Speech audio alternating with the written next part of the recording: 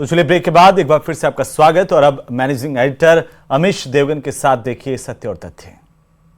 बात सत्य और तथ्य की, लेकिन आज जो मैं आपको व्यूअर्स बताने जा रहा हूं, दिखाने जा रहा हूं, वो ऐतिहासिक है।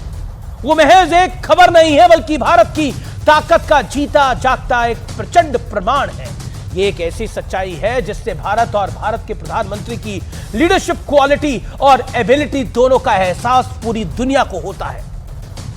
क्या आप जानते हैं कि साल 2022 में एक ऐसा वक्त भी आ गया था जब पूरी दुनिया पर न्यूक्लियर वॉर का खतरा मंडरा रहा था और पूरी दुनिया तबाही के दरवाजे पे आके खड़ी हो गई थी। उस वक्त भारत ने दुनिया को इस तबाही से बचाने में एक अहम और बड़ी भूमिका निभाई थी। वो क्या थी भूमिका, आप सुनेंगे तो हैरान हो जाएंगे। ये वो साल था जब रशिया ने यूक्रेन पर हमला किया था और रशिया इस फिराक में था कि परमाणु हथियारों के इस्तेमाल से जल्द यूक्रेन को वो तबाह कर पाए।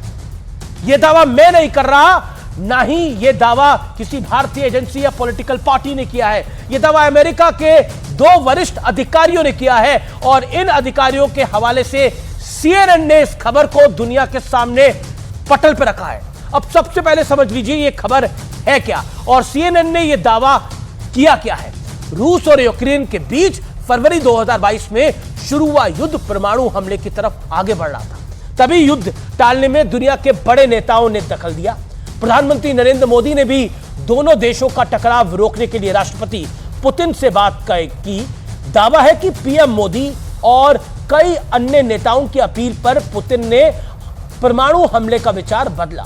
और जैसा कि मैंने पहले कहा था कि यह महज एक खबर नहीं, बल्कि यह कहानी विश्व को बचाने में भारत और भारतीय प्रधानमंत्री नरेंद्र मोदी के विराट कद की है।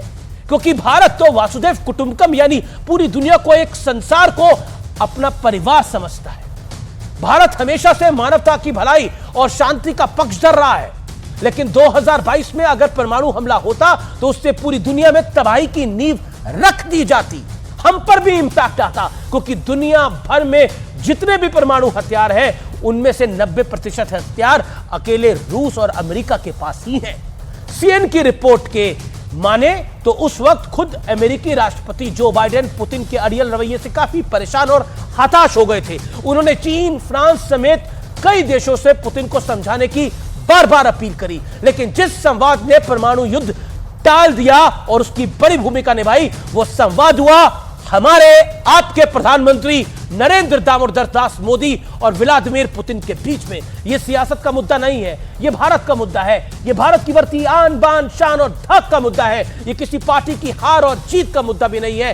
यह 140 करोड़ भारतीयों के चुने हुए प्रधानमंत्री के बढ़ते इंपैक्ट का मुद्दा है। इसलिए इसे पॉलिटिसाइज करने की बजाय हर भारतीय के सम्मान में सेलिब्रेट करना अवश्य हो जाता है। और इसी के साथ